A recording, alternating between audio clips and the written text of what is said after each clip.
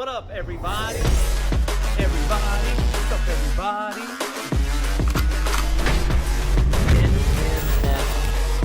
NFL.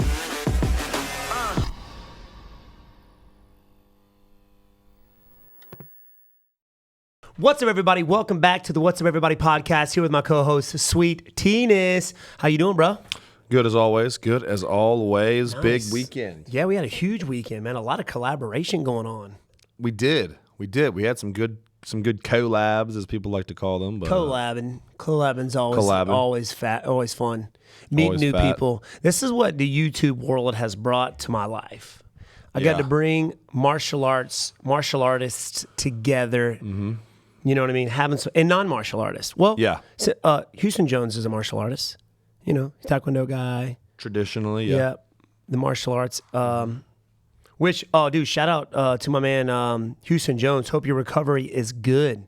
Yeah. I hope you guys know he just snapped his forearm in half. Oh my gosh. He might put up a video of it later. But Hopefully. Last weekend we were in Michigan and we were supposed to meet up with him with a bunch of other YouTubers, influencers, and he ends up breaking his arm before we get there. Shattered. Yeah, go check his Instagram out, guys. Hit him with a follow and see if he's all right. Check on him for us. Yeah, dude, I don't know if you saw the scar. Massive. Bleed. It was like oozing. Ooh, it was oozing? I didn't see the oozing. It was rough. Both sides. Broke both bones. Both bones in the forearm. Yeah. I've seen that rough other day. time, and that's Jace. Yeah, our nephew wrestling. But he handled like a champ. He's like, get video of this. This is content. Well, if you're going to get hurt, it's like, Kentucky Ballistics. If you're going to get hurt, make sure it's on film and make sure you can at least profit off of it. Yeah, 100%. I mean, Kentucky Ballistics, he posted his gun exploding and it got like 30 million views. What? It got 30 million? 30 million views. Golly. Huge video for him. That's nuts. But I hope that doesn't happen to us, though. Yeah, I know. You know what I mean? It's not ideal. Yeah. Not saying get hurt on purpose too. But yeah, let's see if I can find. Oh no, see how many views? 27 million okay, views. Close to 30 million. That's still ridiculous. Crazy. Oh, what? And we were there actually a few weeks before that even happened. Yes. But he called afterwards because we actually didn't hear from him for a little bit.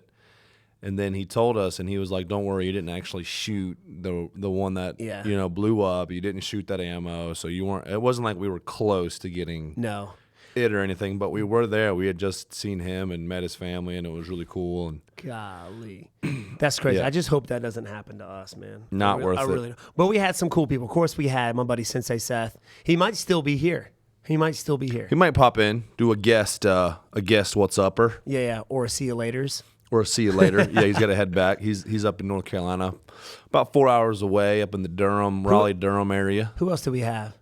Kevin Lee coming in. Not the Kevin Lee that you guys are thinking of. Yeah, different Kevin Lee. Cool, traditional stylist, Muay Thai, really cool stuff. Wing Chun practitioner. You might have seen him in one of Sensei Seth's videos, but he got to come down, get some training in. We won't give the specifics because we'll be dropping that video here in the next couple weeks. He's also like Brazilian Jiu-Jitsu black belt. BJJ black belt, lifetime martial artist. Yeah, dude, just all around. It's one thing that I'm seeing, one thing that we figure out is how many people actually have martial arts backgrounds. Now, granted, a lot of them are like, yeah, I took karate when I was, a kid. 5, 6. A lot of people do. But still, with that being said, the martial arts runs deep in a lot of people's lives, and there's a lot of gamers and just different types of people, actors who have martial arts background. I didn't know Houston Jones had a martial arts background until he's like, yeah, dude, my dad owns a school. Like, who was it last night? Yeah, Nick Merckx was tweeting. He's a martial arts guy, and FaZe Temper is a martial. I might be hanging out with Nick Merckx in Vegas.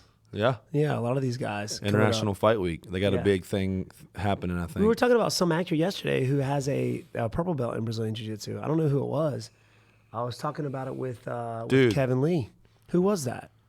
Donnie Yen. That's right, Donnie Yen. Donnie Yen. He really. If you've seen Shanghai Night, that's probably the most notable. Yeah. Well, Ip Man too. Ip Man is popular. Ip Man, not Ip Man. I've been saying. Okay, I first started out by saying IP Man. Did you ever see IP Man?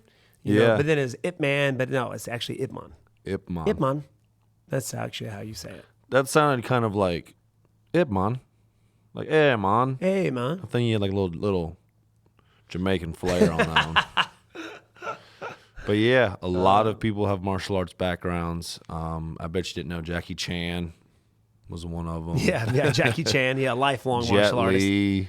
Also, you know, everybody knows Keanu Reeves has a martial arts background. Now he trains Brazilian Jiu-Jitsu as well.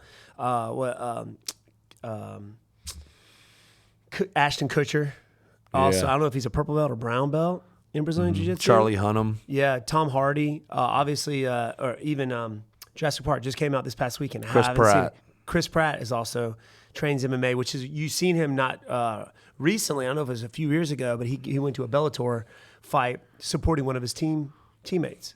So he trains with some of the guys that fight in Bellator. I know he's an MVP fan. He still hasn't followed you on Instagram. Come on, Chris Pratt. He follows a lot of the UFC guys, but Why is it? You know, but you know what? That doesn't matter, because you know who does follow me?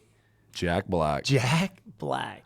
And Dr. Disrespect. Those are like your two idols, bro. Oh, yeah, dude. Dr. D, man. Okay, so I have never fanned out over anybody. I don't fangirl over anybody. I met some of the who's, you know, in the world today. Met the, you know, obviously I said what's up to the president, you know, and He gave you a thumbs up right before you went out there and who beat Luque?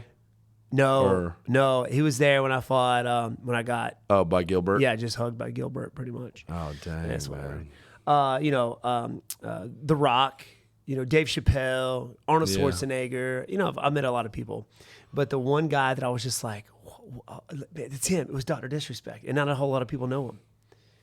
I don't know why. I just love that guy. I think he's hilarious. He's funny, dude. Yeah, His he's character. Funny, he's funny. He makes really tons is of money on just gaming. I don't think he's on Twitch. He's on YouTube now. He's on YouTube. I think I let him back on Twitch. Really? I think. So is he doing both? I don't know how those deals work. But Dr. Disrespect, man, he's a big gamer, one of the OGs of the gaming industry. I think has some up and downs, but he's, you know, the guy's 6'6" or 6'8". 6'8", former basketball player. But it's been around forever. His whole demeanor, his whole character is just funny, man. He's funny. I can sit there and watch him and listen to him all day. You know, just very cocky, you know, freaking hilarious. But you looking it up right now, Sweet T's doing his research. Our Jamie over here. I don't think he's back in. No, I thought he's on YouTube right now. Go check him out, guys. Dr. Disrespect. He's pretty much on every platform. If you haven't heard of him, I mean, you know, he was recently on the NFL draft. Yeah, makes sense. He had announced somebody. He's a big sports guy. Yeah, Dr. Disrespect. He's a hilarious guy. What a character. But yeah, we had some good guys in here. We got some good content for you guys coming out as well. Collabing with Sensei Seth and Kevin Lee. We got to do more of that. We need to do now that, or it is kind of hard running a business and being able to do this, which is, you know, I think, you know, we're doing what we can. Yeah. We work Monday through Saturday. And we have one day off, which is Sunday, and we're still in here just grinding out, you know, trying to get as much content as possible. So we're working 7 days a week, you know. Because ultimately, at the end of the day, this school is our life. Yeah. So we just do what we can extra. Yep. And why not? Why not? You know, get that. Hang out with you guys. Yeah. Meet some cool people along the way. Sweet Tea, I still think you should get it. I mean, type in the comments down below if you think Sweet Tea should get back into social media. No, dude. Social media is the devil. I don't want a crazy following. I have enough through you. I'll always be that like anonymous sidekick. Like, you know what I mean? No. You know I know what you mean. I know what you mean. Yeah, because that social media can run that life real quick, bruh. It is real quick. Especially when you got three kids. It's the nature of social media.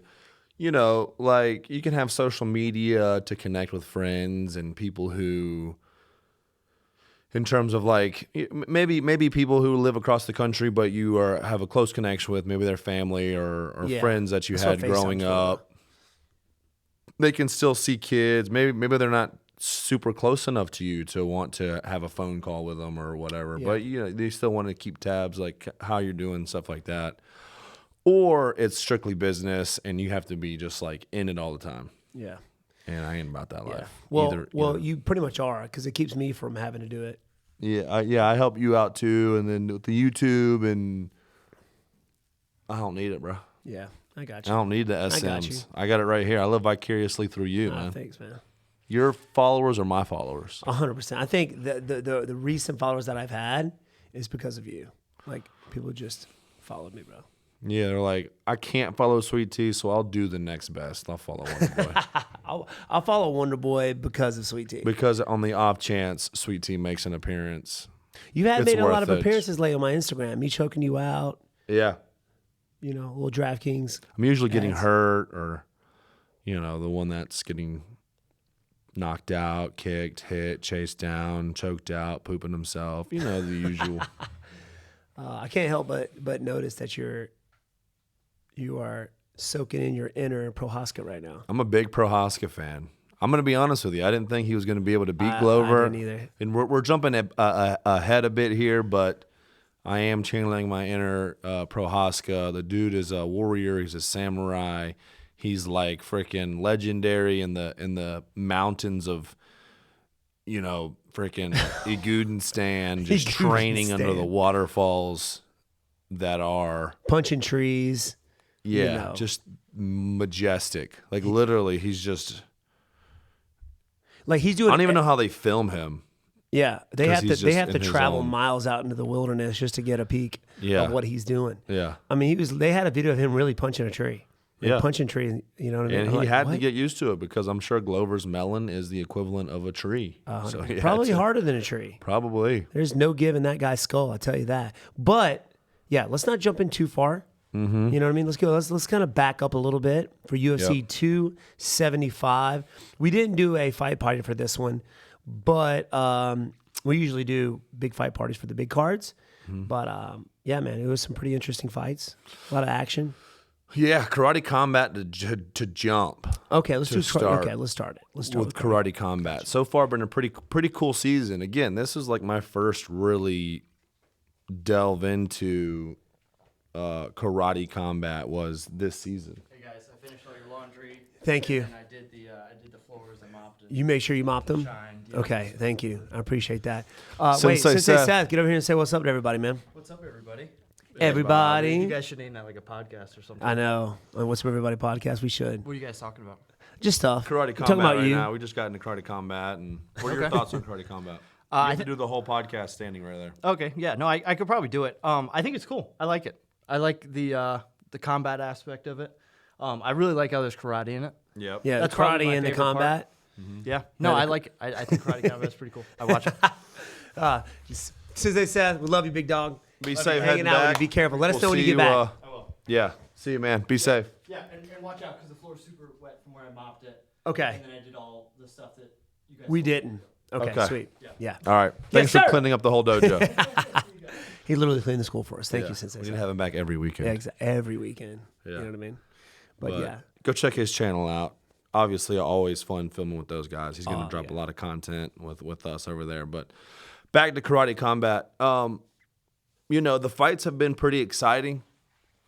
You think, when you think of karate combat, you kind of have that in the back of your mind. Okay, it's just going to be like a little bit more hardcore version of like a kumite fight. Yeah.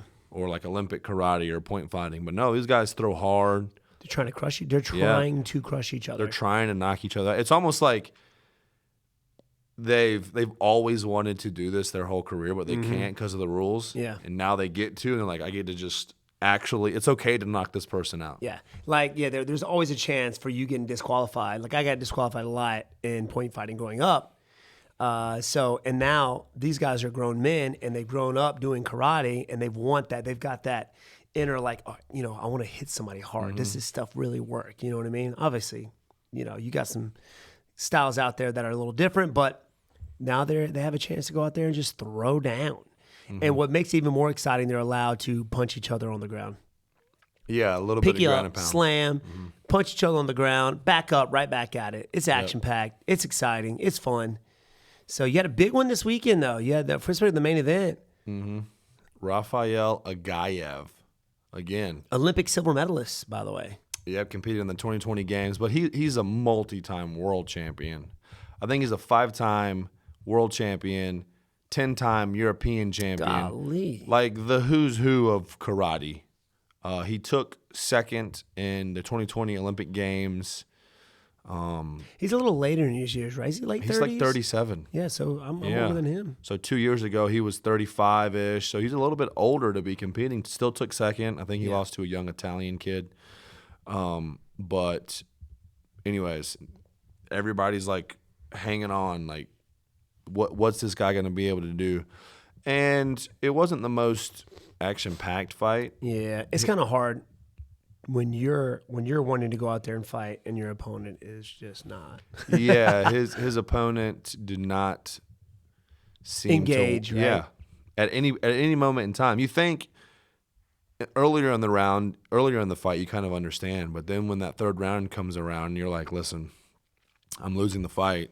Who cares if I get knocked out? I already lost. Like, there's no glory in just not getting knocked out. Yeah. So essentially, in my opinion, that's kind of what his opponent was fighting like. Yeah. Was like, as long as I don't get knocked out, then that's a moral victory for me. Yeah, man. You should either go not out. Moral victory, but you know what I mean. Like go out that's with on your shield, man. Go out on your shield. At that point in time, it's like whether I get knocked out or I lose by decision, I'm gonna fight and try and win right now. Yeah. And his opponent didn't, in my opinion, really do that a whole lot. But Aghayev still looked sharp. He looked fast. Great takedowns. Took a brutal eye poke. Oh man, kept going. Actually, made his actual eye bleed. Yeah. So karate guys catch flack for being weaker, maybe like little wussies, but he's not. Nope. These guys are tough. No. They swing for the fences. And I think it is because they stick with their style of karate, the kumite fighting, the point fighting. Mm-hmm. Maybe these guys are wimpies, so they don't want to go out there and throw hard, Yeah, that's why they're doing this. That's why they're doing this, yeah. But now they just never had the avenue, unless they wanted a full blown switch over to MMA or kickboxing, right? Or going it, which kickboxing is still kind of like, right. Right, like Israel Adesanya had 75 kickboxing wins. I didn't hear of him before he went to the UFC. Me neither. You don't hear kickboxing is big, but it's still not like globally known worldwide. So a lot of these karate guys are like, I can do the Olympics or I can compete. Well, I think that kickboxing is bigger in the other countries, just not as important in the U.S., which is why we didn't hear it. Like the Glory Kickboxing, the Muay Thai guys. A lot of these guys are well known. I've never even heard of these guys before, but the people that follow, like around like Thailand, Japan, Singapore, European, the kickboxing's huge. But in America, it's not. Kickboxing is not. It used to be. So back in the 70s, we won all the kickboxing world championships, right? And then the Europeans kind of took it, rolled with it. Muay Thai's been around for thousands of years, obviously, and that's been a huge thing. Because I remember we didn't even know what Muay Thai was. You ever heard of Benny the Jet, Arquidez. Yeah. He went to Thailand to fight a guy named Muay Thai. He thought it was an actual guy, but it was the style. Mm-hmm. And he was used to above the weight kicks, and guy was crushing his legs. He didn't hear of it. He didn't know what it was about. But now, I think outside of the U.S., it's really big. Mm-hmm. Yeah, absolutely. But anyways. Yeah. He looked good. He looked good. They didn't. Check him out, guys. Go follow him. Go check him out. Do your research on him. What's his name again? Rafael Aghayev. Just making sure you got the names right. I would mess it up. Rafael Aghayev. I would have said Rafael. Always with you and your extra pronunciations. Rafael. Well, they usually in Portuguese the R is an H, right? Yeah, but Portuguese isn't the only language in this globe. I know. So yeah, there's Portuguese and American, the only two languages. But so now they have one more event left. It's a live event. They just released the card. They have like 9 fights on it. Yeah. He's going to be on it. There's so that's what? That's on the 25th. 25th. I'll be there. Of this month. You will be there. Doing some commentating. Check your boy out. Fighter interviews. Yeah. Orlando. I gotta do my research on these guys too. You do. Yeah. You gotta compete with the one and only Robin Black. I mean, do I really have to compete with him? I mean, that guy's been around. That's all he does. Yeah. You have to compete with him. I'm not gonna compete with him. I love you, Robin Black. You have to out-bink him. Bink. I think he would punch me in the face if I just You can do bonk, boop, boop, yeah. bink, boop. So you got to get on your game. He's the bink guy. If you I won't be there with you, so you got to. Dude, I can't go anywhere without you. You got to do it your own. You'll be there with Big Matty Trump. Matty Trump. He'll help you out. All right, cool. But June 25th, live show, Orlando. 9 fights so far. Yeah. You know, if everything goes well. Hopefully. So it's going to be exciting. I'm excited. Last event of the season. Booyah! Not of the year, just of the season. Oh, okay. Yeah. About to say. Hopefully we free Boss Rutan. You got to free him from the metaverse. No, you did though. You did. Yeah, we already did. One. We already did this one. That's right. His butt was out the whole time. His butt was showing. I was in the same room with a bare ass Boss Rutan. Mm-hmm. Bare ass boss. Bare ass boss. That's his nickname, bro. So yeah, the conclusion got to come to an end. But are you ready to go into UFC 275? Are you ready? I'm ready. UFC. Let's go main card. Let's go main card or the top 3 fights. Just the final 3. Yeah, let's do final 3. So we have who was first? It was Zhang Wei Li and Joanna. The retirement of Joanna. So she says. Yeah. She retired. Did she leave her gloves on the mat? Yep. That's what in the world? Sorry, sweet tea. I thought Sensei Seth ruining it again. Sensei Setherton. Yeah, what is he saying? But that's emotional. That's got to be a very. I can't imagine. Not at this point. Just leaving it on the mat, saying goodbye to the combat. Maybe she goes back Muay Thai. Maybe it's not the end for her combat career. She said she wanted to start a family and become a businesswoman. Really? Go for it, sister. She has that mindset going into anything that she does. I think she'll crush it. I mean, she just fought Wei Li twice, lost both of them. This one she really lost.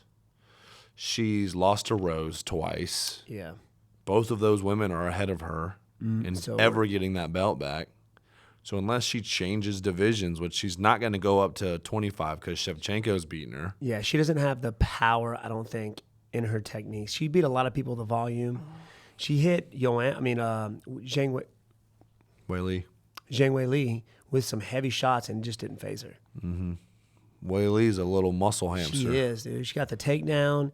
Joanna was in there until she wasn't. Like, she was getting taken down, yes, but she was still throwing some heavy combinations. She looked crisp. She always does. But just that spin back fist comes out of nowhere. Mm-hmm. Spin back fist comes out of nowhere. Mm-hmm. It was more of a spin form than anything, but golly. And, when you're getting knocked out, when you're back to back to back like that, it's like, okay. I don't want to take too much of this. Well, she didn't get knocked out her last fight. No, but still. But the 3 fights before that, right? Was it 3 fights or 2 fights? I don't remember exactly because she hasn't fought for a while. She got knocked by Rose twice. Mm-hmm. And then I thought she got TKO'd. No, she had fought other people and... Got you. So, but I don't even think she was ranked. She hadn't fought in a year or something like that. Wow. But I don't like to see it, but still, I saw her in her post-fight interview. She was emotional. Yeah, understandable. Because she's been doing it her whole life too. Yep. Yeah, she fought Wei Li in March of 2020. So like almost 2 years. She beat Michelle Waterson. Before that, lost to Valentina Shevchenko. I mean, you're losing to these lost to Rose, ladies that are champions. Yeah. All the people that she lost to were champions. Mm-hmm. Rough. Yeah. And she was in there slinging leather. Slinging and dinging. Slinging and dinging. She was throwing hard, man. Yeah. Have you ever thought about retirement? That has never popped in my head. Not once. Not once. Retire. Really? Why? I mean, eventually I'm going to have to retire, yeah, but I feel good, Do you, though? Why are you asking me that? Because I got taken down and held down the last few fights? Yeah. No. Do you feel like you're losing strength or you're not? No, I don't think it's losing strength. I feel like these guys have kind of found something that works against me. That's the only thing. But it kind of didn't used to, though. Well, look at the wrestlers now, and look at the wrestlers that I fought before, right? You had Jake Ellenberger, who was more known for his striking power than his wrestling at the time, right? You look at Johnny Hendricks. Last time he took somebody down, I don't remember because he was knocking guys out. Rory McDonald wasn't known for his wrestling. He's more known for mostly his jiu-jitsu. He wasn't a very strong guy, you know. And I think the body types too, were maybe had something to do with it. Like, you know, look at Gilbert Burns. He's a freaking musclehead. He's just jacked. You know what I mean? Jacked, thick. He's short, compacted. So no, man, I think just the wrestling has gotten better in the sport. People are becoming more of a better, well-rounded MMA fighters than they were when I was coming up. Okay. No, you say so. No. Well, I mean, I wouldn't say they're better, well-rounded. Are you trying to get me to retire? Is that what you're trying to do? I'm just seeing where your head's at. Bro, my head's still, man, it's still in the game. I'm along with the fans want to know, like, you know, where's WB at mentally? Is he ready to compete with all of these wrestlers? Yeah. You saying I should go up in weight class? No, dude, there's no way, dude. Oh, not with that mindset. Gosh. I guess not. not. All right. You sparred with Chris. One time, like okay, and what did you 10 think years about ago, I thought he was pretty weak. There wasn't a whole lot he could do to me that I hadn't seen before. Oh, lies, all lies. I mean, I'm not the professional fighter and here. Maybe that's me because that's the only 185er that I pretty much sparred with is Chris. Yeah, everybody, you know, Izzy's a striker, Rob's a striker, Cannonier's a striker, Darren Till's a striker, Kelvin Gastelum's a striker. Not really. Yeah. Kevin Gastelum, no, bro. Yes. No, Kelvin is not Gastelum a striker, is a striker. Dude. No, He strikes more. The only reason he struck is because he couldn't take, because he's shorter and he couldn't get to the legs. On anybody, I guess, because he hasn't been taking anybody down. I mean, he did do that, Uriah Hall. Izzy, he just couldn't get the takedown. Well, do better, dude. I mean, now I'm trying. Everybody's just gonna try and take you down. I know it. That's like it. Like, hey, all I gotta do is take him down, and then he sucks. He can't do nothing to me. That's their thoughts. So that was my point. Is I don't think they're better, well-rounded. Like I don't think Bilal's a well-rounded fighter necessarily. I mean, he outstruck Vicente. That was a different Vicente. Still, he outstruck him. Vicente looked flat. I mean, you could say like that about. Did. Okay, then. Yeah, well, don't look flat. No. I don't mean that they're not better, well-rounded fighters. I just think that they don't care about using their entire arsenal to win fights. They're just holding you there. That's the only way that they couldn't be not striking. necessarily holding you. Bilal transitioned a little bit. He did have you flattened out. He did. You know, you were kind of like, and he was kind of like. So, that happened. But I mean, like, what I mean is, back in the day, like you said, Johnny Hendricks, Jake Ellenberger, those guys were more willing to strike and then use their wrestling. Whereas nowadays, people are like, I don't care. I'm going to do what works. I'm just going to take you down. And if I got to hold you there to win the fight, then I will. You know, they'll kind of play off of that. But yeah. Basically, just do better. Don't get taken down. This guy's relentless, man. But I love it. Thank you, Sweet Tea. Keeping me grounded, sir. Absolutely, dude. Moving on to the next fight, Valentina Shevchenko taking on Tayla Santos. Some people say that it should have went the other way. You know what? One of the more questionable Valentina Shevchenko performances I've seen in recent years, and by more questionable, I mean like this was her most questionable fight. And she was doing some questionable things. Right. You think that has to do with her doing the same thing that didn't work the first time? Do I think that? Yeah, absolutely. 100%, right? Like, what was her mindset? Somebody as an intelligent fighter, which she is, you think, okay. And you could say the same thing about me, right? Yeah. Doing the same thing. Yeah. But like, so for instance, if I do a head and arm throw on you and knowing that you're a grappler and you pulled your head out, you end up, taking my back, whatever, there's a better chance I'm not going to do that again. There's a good chance I'm not going to do that again. She stuck with her guns. She stuck with it. She did it how many times? 2 or 3 times? Yeah. Head and arm throw? Yeah. And lost it every time. I don't think she maintained top position for more than... What do you mean? Got a hair. Ooh, more than, a minute and a half. Nothing crazy. The most top position Valentina had the whole fight was in the end of the 5th round when, in my opinion, I thought she had to get a finish. So, and I was listening to Bisping in D.C. It was like, at that point in time, Tyler was arguably up 3-2. Wow. And why did she take her down at the end of the 5th round? Just to coast out a win, thinking she won 3 rounds. It was just too close for that, in my opinion. I thought she was going to have to get a finish. Yeah.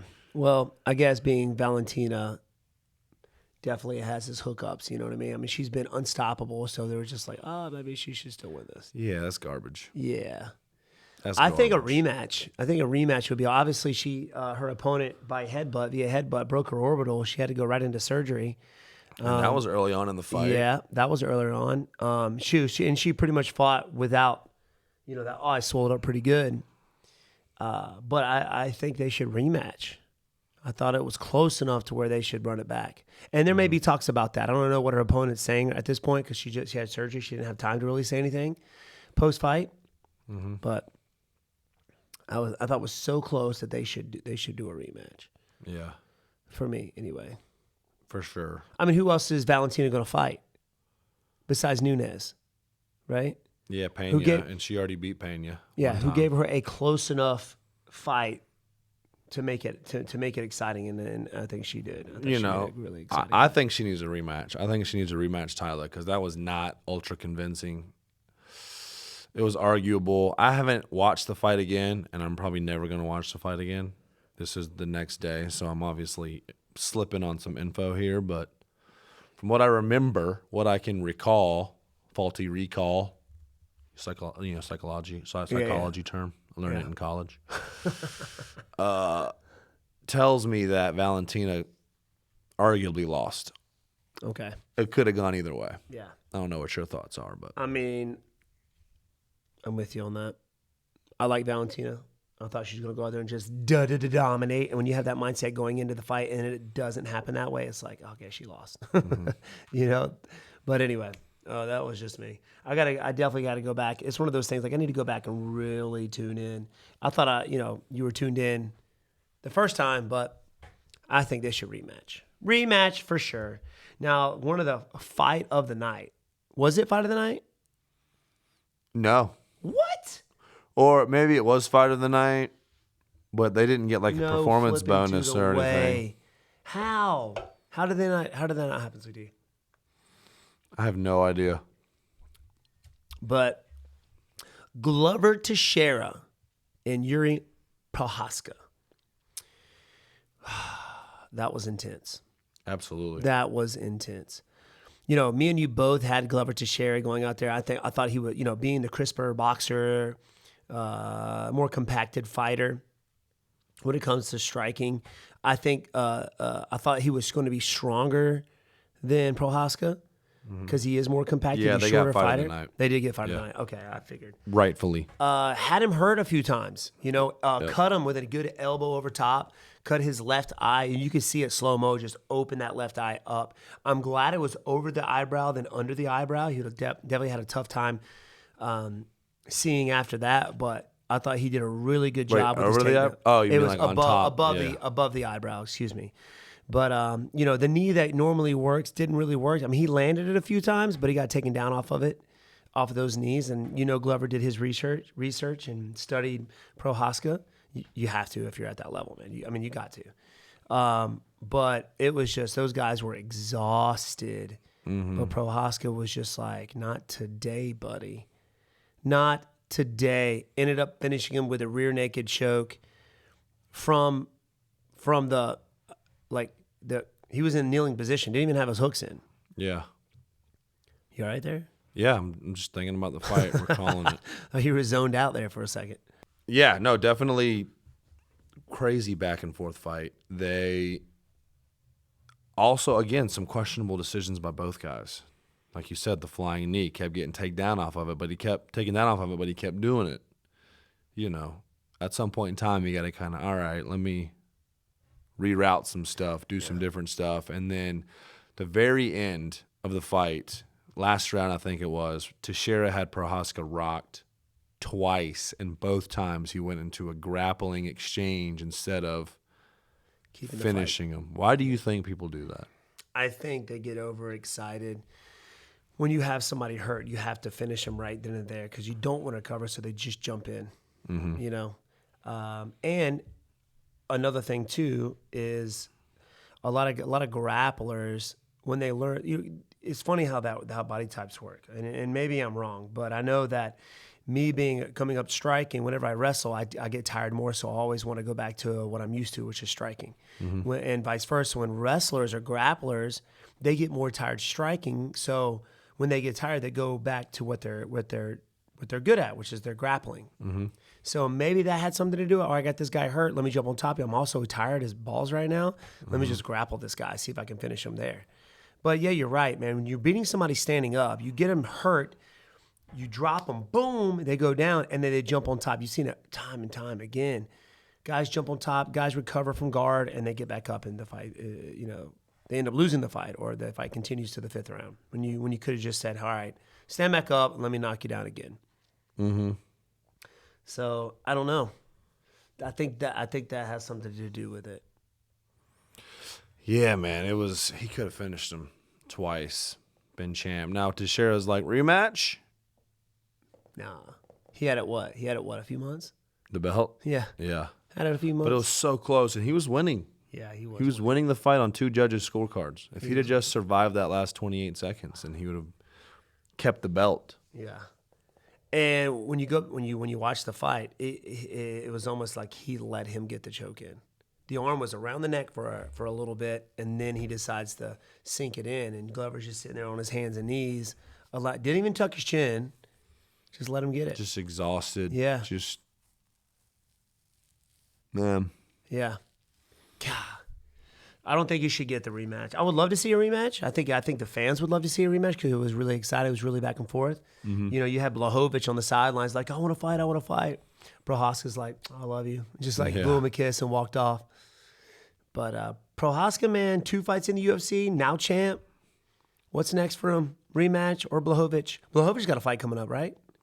No, he just fought and beat Alexander Rakic. That's right. Well, the guy blew his knee out in the fight. I wish Alexander Gustafsson was still in the game or in his prime right now. I think he could beat him, Prochazka. I think he could beat everybody. He was beating everybody. Just the only person he couldn't beat was John Jones. Yep. You know what I mean? Golly, that would suck. He didn't beat Cormier though, did he? I think it was close. Yeah, but he couldn't beat Cormier either because then that's when he was like, I got to retire because he couldn't beat John, and then Cormier got the belt, and then he couldn't beat Cormier, and he was kind of like, because everybody was like, oh, Gustafsson fought so close with John Jones, he should totally beat Cormier, and then Cormier smoked him. Yeah. Took him down. I think threw him over his back, right? Yeah, he did the whole DC toss over. And who you think wins those fights? Which one? DC and Prochazka or John Jones and Prochazka? Or I mean, I think Prochazka's got a punching chance, but I think overall, I think DC, he does it. Gets on the inside, did what he did to Stipe, get him down. I think DC would have an easier time getting Prochazka down. DC, man, was the man, bro. I mean, he beat everybody. And just didn't. The only person he couldn't beat was Jones. But he beat everybody else. Beat Gustafsson. I mean, he beat the who's who. He beat Anthony Johnson, who was like the scariest dude on the planet at the time. You know? And made him look, finished him easy. In his defense, I think he did get rocked, though. He did. He did. But Anthony Johnson rocked him. I mean, he was beating Stipe the second time. Until he got that body shot in. You know, them body shots. Woo. You know, I mean, maybe one of his flying knees could change the game, but one of Prochazka's flying knees. But I think DC could beat him.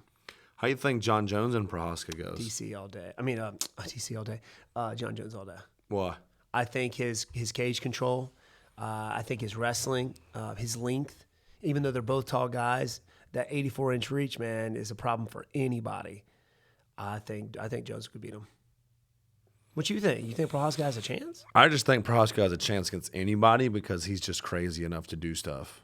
I think a lot of times fighters lose because they question their own abilities against the person standing in front of them, so they don't do what they can do. But that's what's so good about John Jones. He sticks to his game. He's so calm out there. He sticks to his game plan. You know, he doesn't freak out. I think as a fighter, that's something that you have to have. You see that with Izzy all the time. He never freaks out. I don't care who you are, how crazy you are. He's so calm. That's how Jones was. He's you can tell he's out there calibrating everything, just like, all right, pop. This guy's this guy, okay, this is what he's doing. Let me stay calm here. Let me get him to the ground. He's just, I don't know. He's just built for it. You know? Dang. If he just wasn't an idiot. I know, dude. He'd just be the GOAT. I mean, in order to be the GOAT, in my eyes, you got to be the GOAT inside the cage and outside. Yeah. You know? Questionable. Yeah, that's choices. That's why it's like a cross between, in my eyes, it's always GSP, but obviously Anderson. Anderson, yeah, and Khabib. I'm not huge on the Khabib goatness. Really, because he's 20-0. He's 30-0. He was 30. That's right. Was 30, he 30-0? 29. 29-0. 29-0. But, and it's just like, you know, the whole who he's fought and Oh, got you. And the guys that he's fought weren't as on par with who Anderson Silva fought well, at the time. That's my more of a feeling. I'm not thinking of it like logically. Like there's going to be people who are like, yeah, well, if you look at when Anderson fought, he fought this person at this year at this moment in time, and it was 5 degrees warmer, and this guy, he doesn't perform, so it was actually an easier fight for him than that one random guy who fought Khabib was. Yeah, and the people who's probably never been in the martial arts before in their life. Yeah, it's just people who are big fans of Khabib, and they was like, no, he's the GOAT. Whenever I think GOAT, I don't think Khabib. And maybe it's just because I was in the game a lot like earlier than Khabib. Mm-hmm. So in my eyes, GOATs are GSP and Anderson. I agree. I can agree with you there. I mean, the things that GSP has done and the guys and how long he's held the title, him and Anderson both, for freaking ever. I feel like Anderson got the title since when he first got in the UFC and just held it on until he retired. No, I'm not saying Khabib couldn't have been the GOAT. Yeah. He, obviously stuff happened in his life. He was ready to get out. But if you were just looking at it right now, like and trying to line everything up, he doesn't pop into my mind as a GOAT. Yeah. I can agree. I agree, Sweet Tea. And I just kind of wasn't a big fan of his fighting style. Kind of like I wasn't a big fan of GSP's fighting style towards the end of his career. Yeah. But I was always a fan of, for the most part, of Anderson's. Even when he was out there at 45, he was still trying to fight like he was 35. And he still is. Yeah. He still is. But, so. Yeah, dude, the GOATs, man. The GOATs. Who's y'all's GOAT? That's what we want to know. Who's your GOAT? We gave you our GOATs. Who's y'all's GOATs? Try them in the comments below, peeps. So next up, International Fight Week, UFC 276, Adesanya Cannonier. There's a big card. Dude, that's a huge. Sean O'Malley's fighting on that card. Let's see.